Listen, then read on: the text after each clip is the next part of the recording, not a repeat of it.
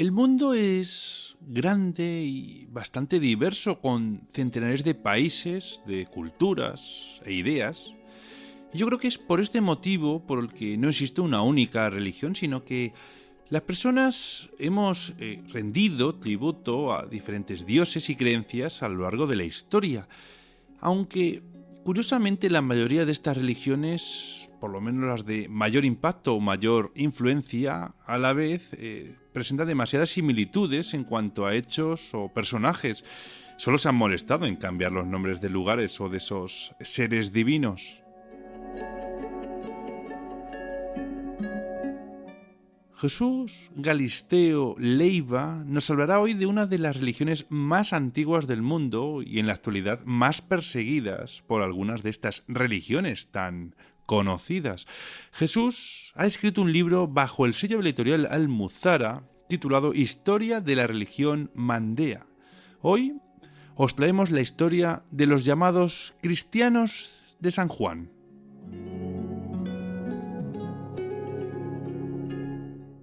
Hola Jesús y bienvenido a Misterioso Universo en la Red. Hola, gracias. Nada, Jesús, muchísimas gracias a ti. Además, por descubrirnos hoy esta pedazo de religión, que es la que vamos a hablar, la historia, ¿no?, de la religión mandea, de la editorial Almuzara, como dijimos antes.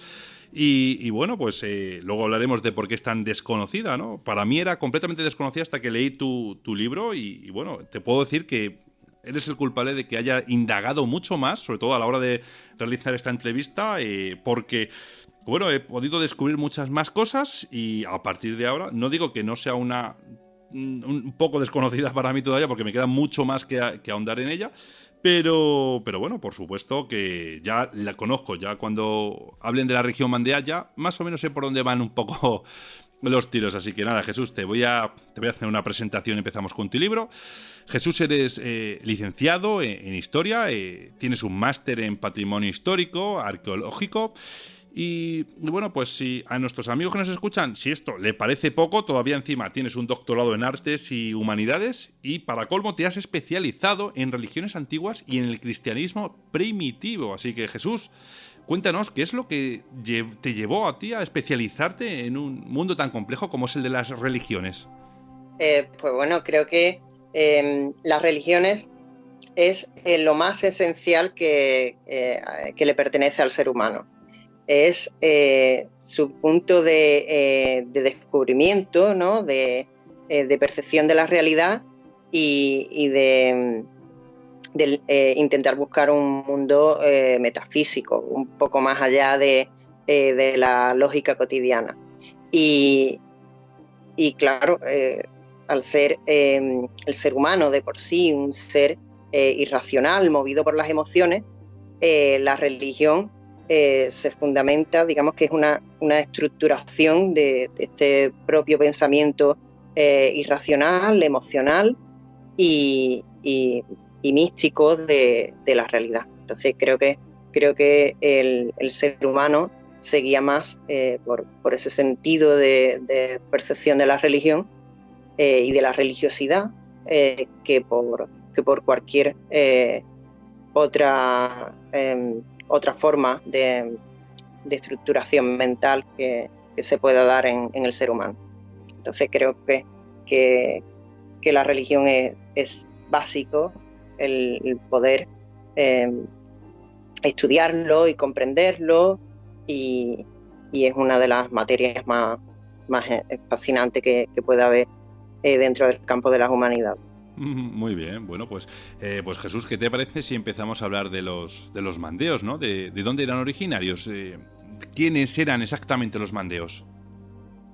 Pues bueno, los mandeos son una religión milenaria que se desarrolló en Próximo Oriente con unas creencias gnósticas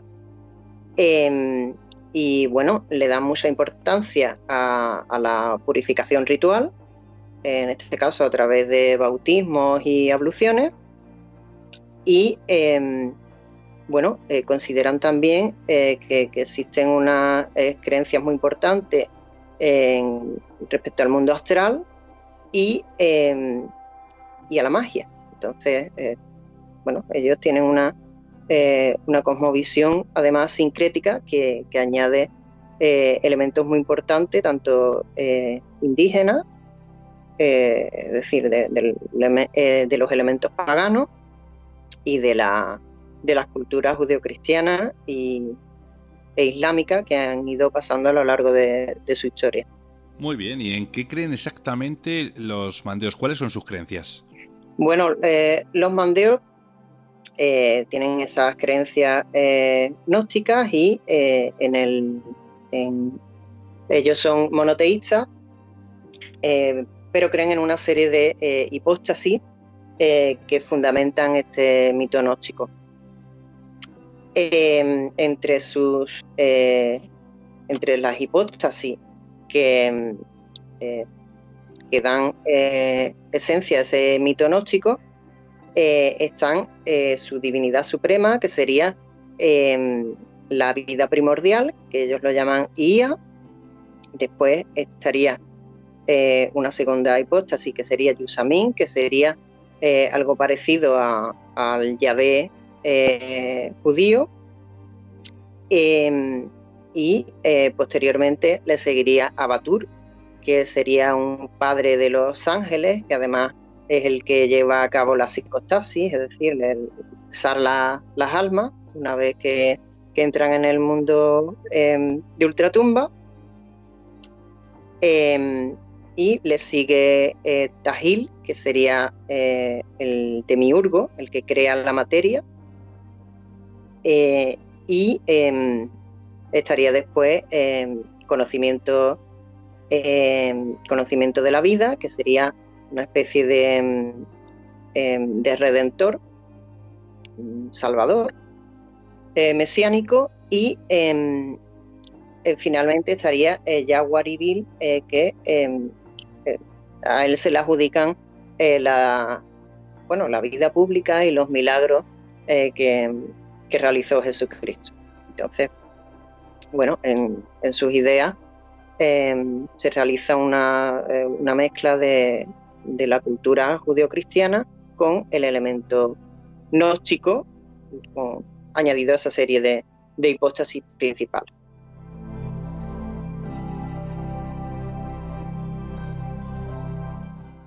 Y Jesús, ¿por qué esta religión, como bien acabas de comentar, no nace a la par que la del cristianismo y comparte algunos datos como el de Jesús o incluso los de Adán y Eva, eso sí, con ciertas modificaciones, pero ¿por qué apenas sabemos nada de esta religión? ¿Por qué es tan desconocida para la mayoría de las personas? Porque esta religión, principalmente porque quedó apartada al hacer su desarrollo vital en torno a Irak e Irán, quedó apartada del resto del cristianismo y de lo que sería el control de la Iglesia occidental. Y obviamente la historia que tenemos nosotros es una historia basada en los conocimientos de Occidente, y nuestro mundo oriental hasta bien entrado el siglo XVI se separaba en Israel, Palestina, más allá de esos sitios.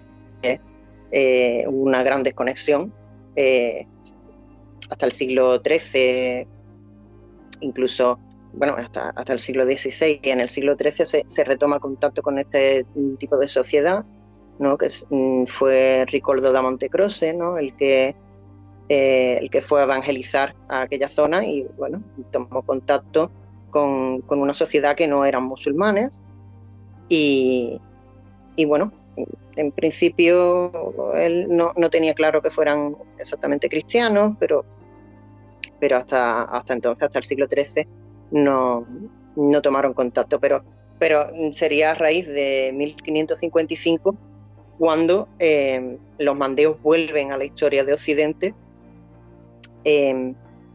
y volvieron a desaparecer en torno al siglo XVII, cuando ya dejaron de prestarle atención al percibir que ellos realmente no eran cristianos, aunque lo parecían en su estructura jerárquica y eclesiástica, y en sus rituales e incluso algunos elementos de su fe. Cuando percibieron que realmente no eran cristianos en el siglo XVII, dejaron de prestarle atención y volvieron a desaparecer para la historia de Occidente. Entonces fueron contactos muy, muy intermitentes, ¿no? Desaparecieron en la Edad Media, volvieron a aparecer en el siglo XVI hasta el XVII y volvieron a desaparecer para la historia de Occidente. Y de hecho, al tener tantos nombres diferentes por una casuística histórica, ¿no? de la percepción y de las formas de identidad que tenían tanto en el pasado como en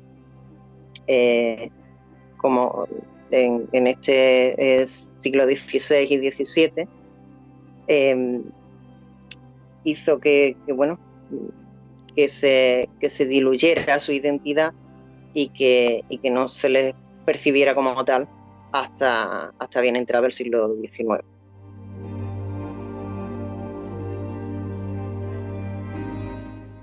En la actualidad, son perseguidos por cierta religión, de la cual luego hablaremos, pero durante esos años, donde tenían quizás un poquito más de impacto, pregunto, ¿eran perseguidos por otro tipo de religiones, como le pasaba, por ejemplo, a la cristiana?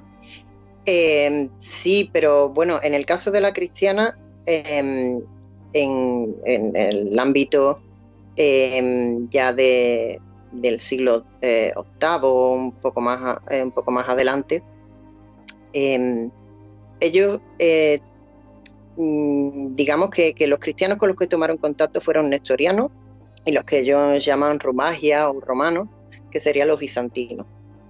No eran católicos.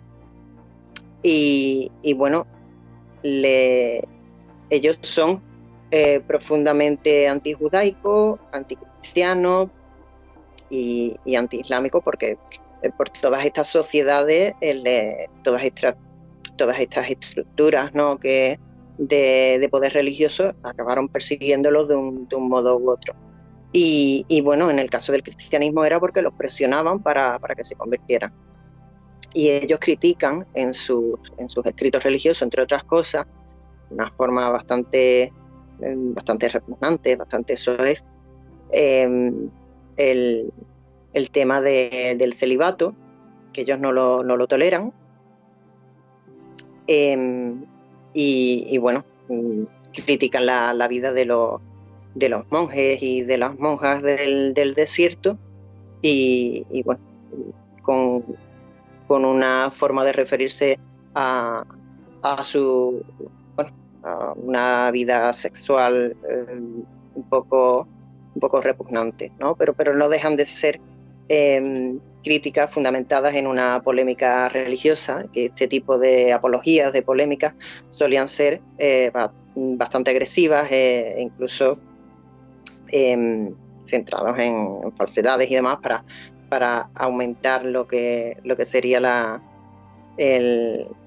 repugnancia, ¿no? que existiría entre el mundo negativo de la otra religión frente al mundo positivo que la criticaba. Pero sus escritos religiosos atentan bastante, ¿no? contra el tipo de creencias y ritualísticas de las otras religiones. En el caso del cristianismo, critican sobre todo esa visión de la sexualidad con respecto al celibato, y bueno, pues critican además, ¿no?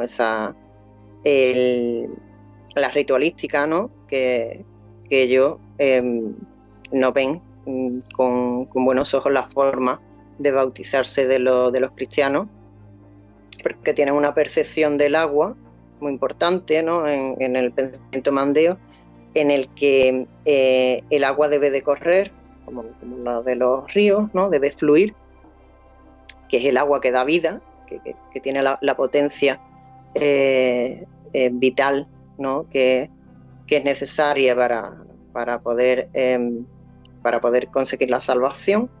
mientras que el bautismo de los cristianos se realizaría con una agua cortada, ¿no? Que es la de la pila bautismales, y ellos creen que ese tipo de bautismo niega la posibilidad de la salvación, y bueno, pues la relacionan con otros elementos de su cosmovisión, como pueden ser las aguas negras, ¿no?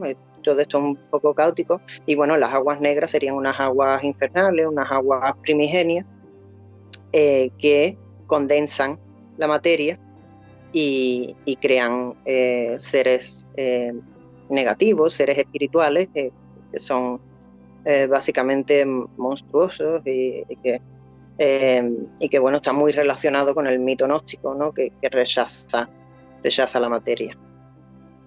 Bueno, es un conglomerado de creencias que hay que saber estructurar, ¿vale? Pero que es necesario, ¿no? El dar una visión sistemática, ¿no? de estos procesos cosmológicos y ritualísticos para ver que el mandeísmo es una religión muy desarrollada, pero con elementos que se cruzan y que no son lo que en principio parecen, ¿no? Como en el caso del bautismo, la distinción del bautismo cristiano con el bautismo mandeo.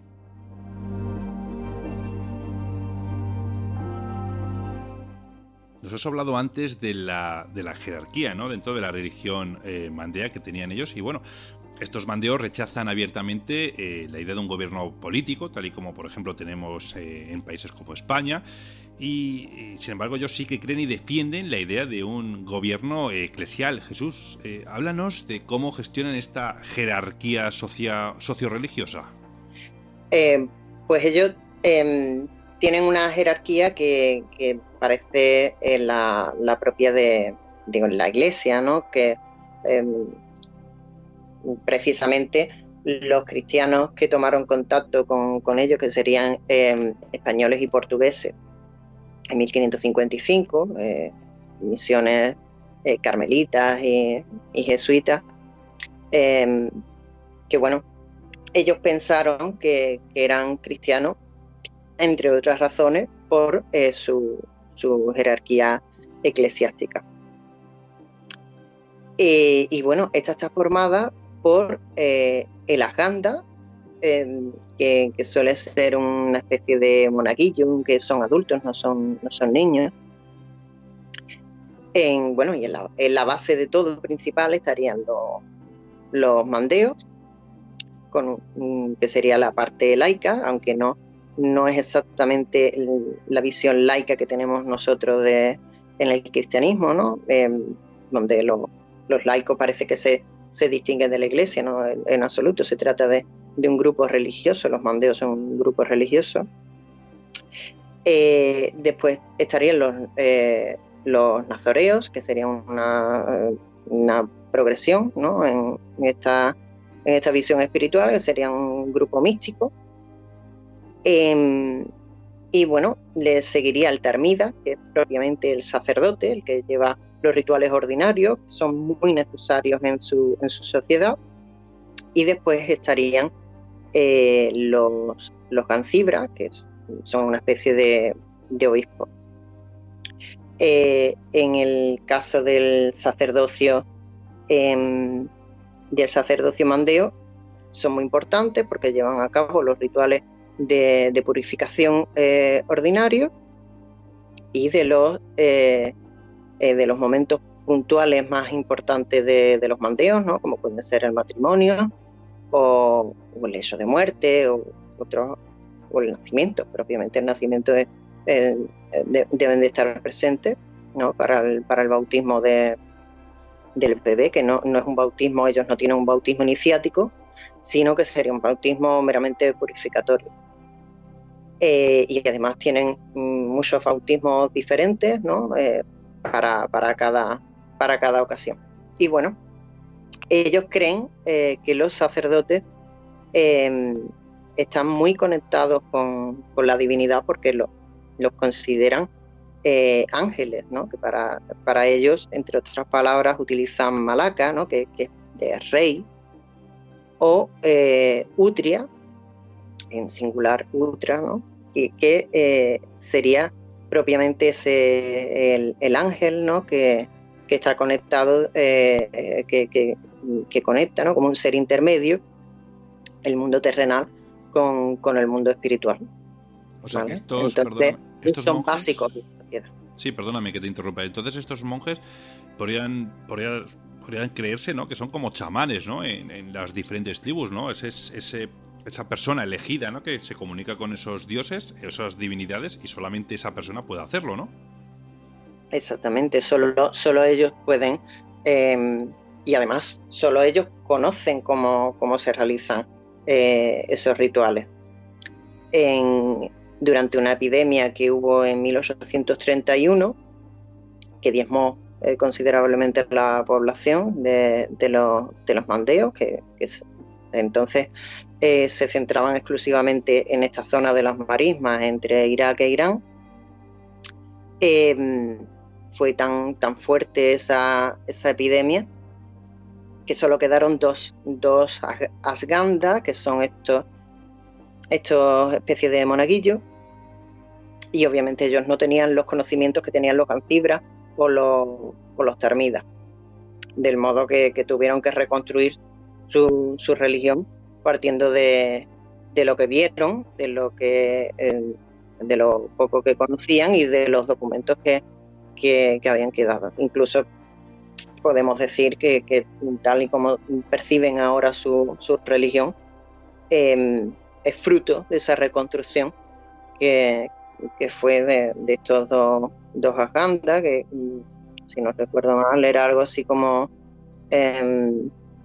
una relación de parentesco político, como si fueran un cuñado o algo así, pero fue a partir de ellos desde donde se empezó a reconstruir todas sus creencias de nuevo, y bueno, todo esto está documentado bien por autores como la antropóloga Ethel Stefana Drower, que tiene todo su fondo documental en Inglaterra, en la Biblioteca Loeb.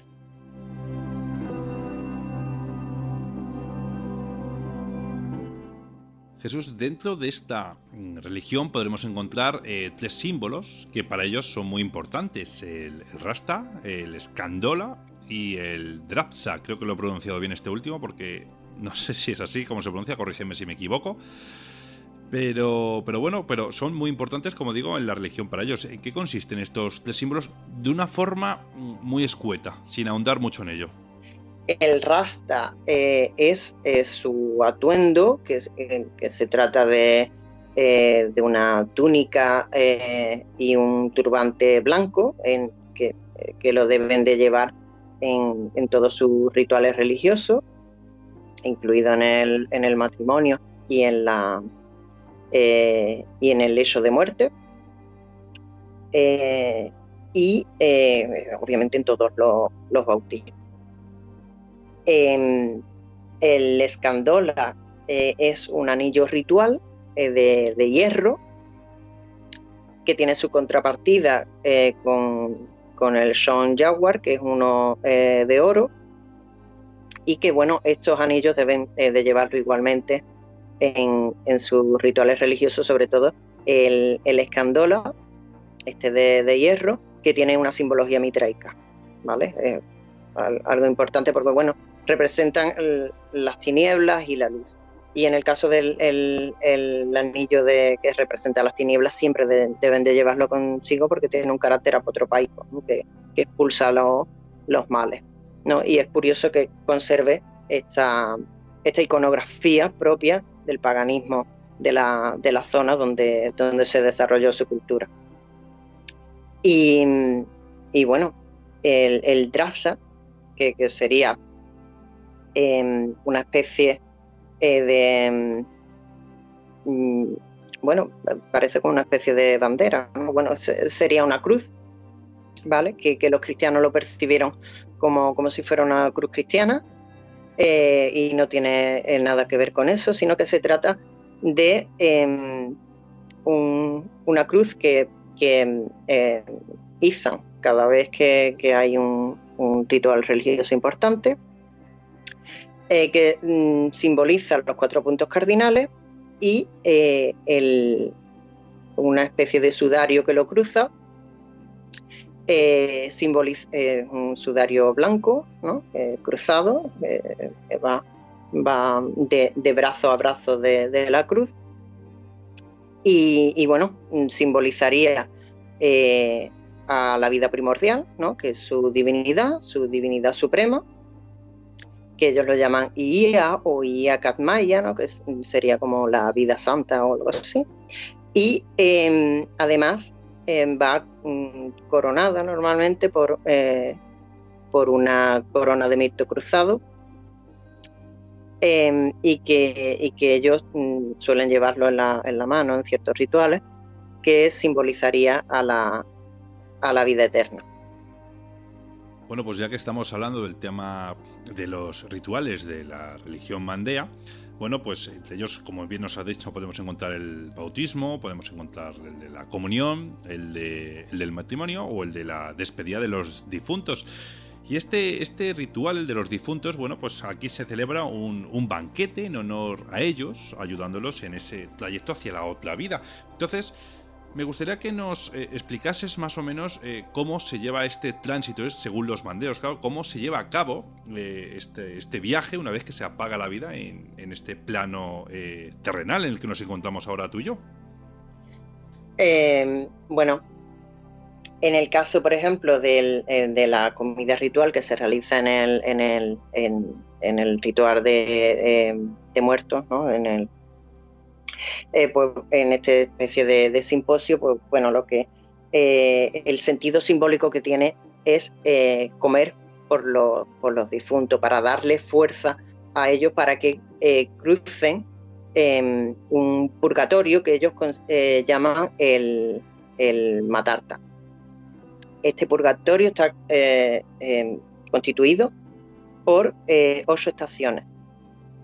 Una de las características principales que tiene este purgatorio es que, bueno, aparte de que está poblado por una especie de seres demoníacos en cada estación que hay que superar hasta llegar al objetivo principal, que sería volver al pléroma, lo que ellos llaman la casa de la vida o cielo, hasta llegar a unirse con la divinidad suprema.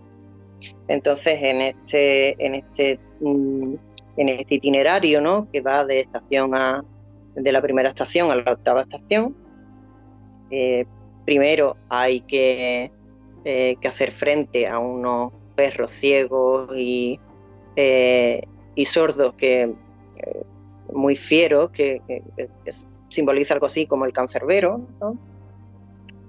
Y la segunda estación hacen frente a Rupa o a Rúa, que sería Espíritu Santo, que para ellos es un concepto femenino, que sería la parte sensual, ¿no? De la desconexión con el mundo material.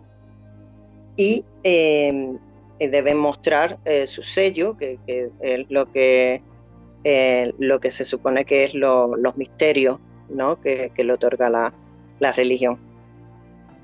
Y una de las características principales que tiene también este purgatorio es que la 6ª estación le pertenece a Jesucristo, en el que él retiene las almas de los cristianos y le impide pasar a la vida, al cielo, a lo que sería la casa de la vida, ¿no? Y poder tener una vida eterna plena. Y bueno, en la 8ª estación es donde está lo que para nosotros sería conceptualmente como la boca del infierno, está tan representada en la Edad Media, que se traga todas las almas de los condenados. Y bueno, que bueno, también es un concepto iconográficamente muy parecido a la Mit egipcio, ¿no? A este monstruo que se traga las almas que no pasan la psicostasis, ¿no? el pesar las almas de Maat, ¿no? De cuando el dios Thoth pesa la pluma de Maat y el corazón del difunto. Bueno, pues es un concepto muy parecido. Y bueno, si el mandeo escapa, porque conoce esos rituales que le dan esos rituales y esos conocimientos que le da la salvación, que es lo que ellos llaman en ese purgatorio el sello, o el sello de la vida, y consiguen escapar precisamente también por el exceso de almas que se quedan atrapados en esa boca de ese monstruo, ¿no? Que llaman Carapiún, ¿no? Si consiguen escapar, pues llegan a la plenitud, a volver a Ia, ¿no? Esta divinidad suprema, y volver a la casa de la vida, que para nosotros sería un concepto muy parecido al cielo.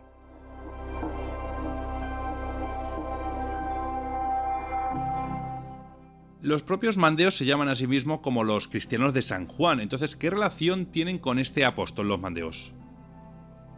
Bueno, ellos tienen la relación que tienen con Juan Bautista es muy diferente a la que inicialmente podrían creer los cristianos de ellos.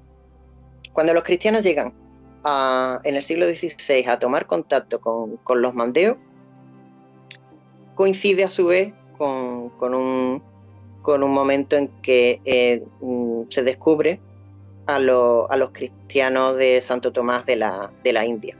Mientras que los que están en la India son verdaderamente cristianos, este grupo que descubren es verdaderamente cristiano, los mandeos no lo son, aunque bueno, se hagan pasar por cristianos por una casuística histórica, ¿no? Que para escapar del extremismo y las persecuciones puntuales del Islam. Y bueno, la relación que tienen con Juan Bautista es que ellos consideran que es el prototipo de hombre justo, de hombre santo. Consideran o consideraban también que era mandeo, y bueno, uno de sus principales escritos religiosos está dedicado a él, que se llama el Libro de Juan, en el que cuenta el exilio desde el siglo I, ¿no? Que tuvieron en Palestina, ¿no? Tras la destrucción del Templo de Jerusalén por los romanos, hasta su llegada a Oriente Próximo, a Persia y Mesopotamia, y buscar una zona intermedia donde instalarse. Y en este libro pues cuentan que su guía fue Miriai, ¿no? Que es el nombre que le dan a María, la Virgen María, aunque ellos le dan una historia totalmente diferente, y para ellos es una especie de heroína, de sacerdotisa, o de una especie de santa con unas características místicas muy concretas, ¿no? de su religión, que tiene la estética, por ejemplo, que podemos encontrar en la Edad Media, ¿no? En los escritos monásticos de la Edad Media, como podría ser la florecilla de Francisco de Asís, ¿no? Una estética muy medieval y muy natural en el concepto de la percepción del entorno, ¿no? Como algo mágico. Y bueno, ella es un personaje muy importante para el mandeísmo. De hecho, podemos decir que tanto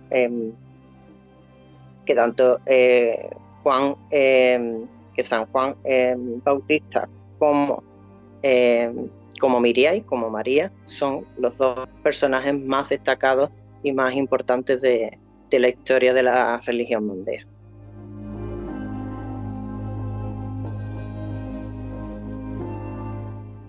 Bueno, hace un rato hemos hablado de que, bueno, que la religión mandea pudo o no estar perseguida, ¿no? En sus inicios, la comparé en su momento con la religión cristiana, pero en el presente, en la actualidad, es perseguida por la religión musulmana y además los persiguen de una forma incesante. Entonces, ¿a qué se debe esta persecución, este acoso por parte de la religión musulmana a la religión mandea?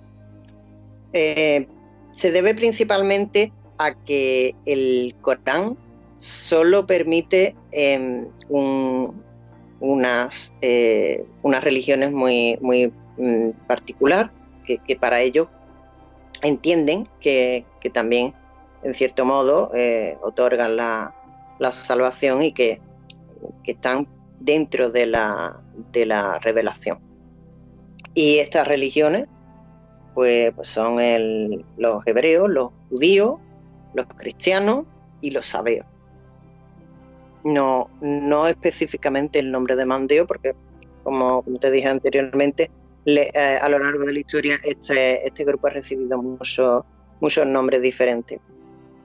Los mandeos insisten en que ellos son los sabeos del Corán, ¿vale? Obviamente por un criterio de necesidad, ¿no? Los sabeos se lo menciona en 4 ocasiones a lo largo del Corán, y no distingue claramente las creencias de ellos, porque en el desarrollo de su temática no lo requiere precisamente. Entonces ellos insisten en que son los sabeos precisamente por supervivencia y porque realmente son una religión que existían ahí desde siempre. Y bueno, otra de las religiones permitidas son los zoroastristas. Entonces así sí se comprende por qué los musulmanes insisten, ¿no? Y tienen esa percepción de perseguir a los paganos, que obviamente consideran que como lo consideraban los cristianos, ¿no? Hasta cierto punto, de que no tenían la revelación, de que se trataban de creencias demoníacas. Bueno, pues ellos insisten en que son ese grupo de sabeos que siempre han estado allí durante milenios, en la zona donde se desarrolló principalmente el Islam y en este caso en concreto entre Irán e Irak. Y bueno, las persecuciones se deben sobre todo por este criterio de tolerancia que establece el Corán. En el caso, por ejemplo, de los mandeos, sí han tenido persecuciones puntuales muy importantes en el siglo XIX y actualmente en las constituciones que tienen los países islámicos actuales. Y bueno, el extremismo del Estado Islámico los ha presionado considerablemente con otros grupos como los yazidíes y demás. Entonces es lógico que aunque ellos insistan en que son los sabeos, es una situación muy inestable en esa zona. Bueno, y para terminar, Jesús, con la entrevista, me gustaría que nos hablases de la magia que se emplea en esta religión, porque es curioso que en esta religión, por un lado, se prohíba su uso en la parte teórica, pero sin embargo, en la parte práctica, la magia es algo que usan habitualmente. ¿A qué se debe esta incongruencia? Se debe precisamente a el carácter sincrético de esta religión, que ha ido tomando de cada sitio por donde ha estado otras nuevas características de su religiosidad y de su ritualística. En el caso, por ejemplo, de la astrología, parece que la tomaron de cuando estaban en Arran, o en algún momento estuvieron en Arran, que está al sur de la actual Turquía, al sureste, y que bueno, los arrianos, ¿no?, los propios del lugar, practicaban las astrologías, y ellos, aunque la critican, la practican. Bueno, pues en el caso de la magia es algo muy parecido. Ellos lo usan de forma cotidiana para, incluso conservan un libro que se llama el Libro Negro, pero realmente no se trata de una magia coercitiva, ¿no?, como se tiene la percepción de la magia, sino que es para elementos muy... a veces son elementos muy cotidianos, como puede ser sanar el insomnio, o hacer que los bebés dejen de llorar. Son rituales muy de uso cotidiano. Obviamente también tienen conjuros, ¿no?, que sí son realmente coercitivos, ¿no?, como los propios de la magia, o las maldiciones que se pueden encontrar en cualquier cultura. En este tipo de hechizo también podemos apreciar cuáles son los nombres que le atribuyen a los ángeles, incluso a ciertos demonios, ¿no?, como los incluidos de otras culturas, ¿no?, como podría ser los patriquias, o los satanases, o las liliatas, ¿no?, que sería del lili judeocristiano, ¿no?, que serían los demonios femeninos. Y bueno, en ese sentido sí que comparten, porque la magia es muy permeable, ¿no? Parece que en las culturas, sobre todo en las culturas tardoantiguas, ¿no?, hay una gran movilidad, ¿no?, entre religiones, y que comparten características entre ellas, ¿no? Es una forma de conectar las religiones, aunque sea algo prohibido. Y comparten muchos elementos y características comunes. Entonces es muy curioso como los materiales que se usan, y ¿no?, como podría ser los cuencos de magia y demás, ¿no?, tan característicos del mundo judeocristiano o de los zoroastristas, compartan también con el mundo mandeo, y que además utilicen elementos culturales comunes, ¿no?, como podría ser los nombres de divinidades, o de ángeles, o demonios de otra cultura. Sí, y de eso es un elemento característico muy significativo, ¿no?, que parece que en todas las religiones funciona igual, ¿no?, que es ese elemento de prohibición por parte de la ortodoxia, pero que sí se practica en gran parte de las religiones. Y en el caso del mandeísmo, parece que lo usan con cotidianidad, tanto en su parte ortodoxa, donde en las oraciones se puede apreciar, por ejemplo, el invocar el nombre de la vida, o sus elementos, ¿no?, de las hipóstasis y demás, que mencioné anteriormente.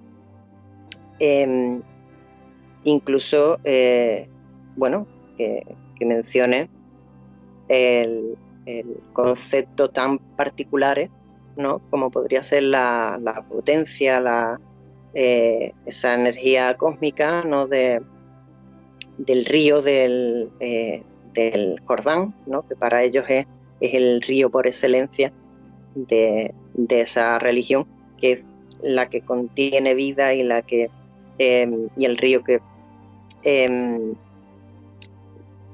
da nombre a todos los ríos diferentes, ¿no?, porque ellos mencionan el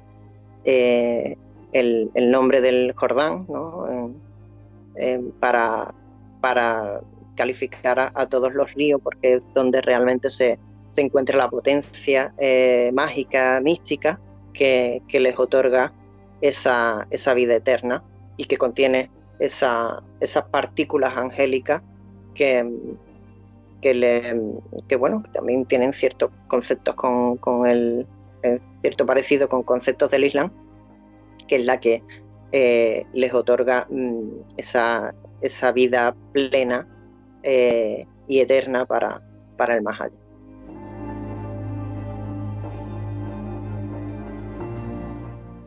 Muy bien, bueno, pues nada, queridos amigos, nuestro invitado Jesús Galisteo Leiva nos ha venido a hablar de su libro Historia de la religión mandea, de la editorial Almuzara. Hay que decir que nos ha contado bastante acerca de esta religión, pero a través de este libro he de reconoceros que descubriremos otros datos interesantes, como el papel que jugaba en la astrología en sus creencias, como nos ha adelantado un poco Jesús hace un ratillo de nada.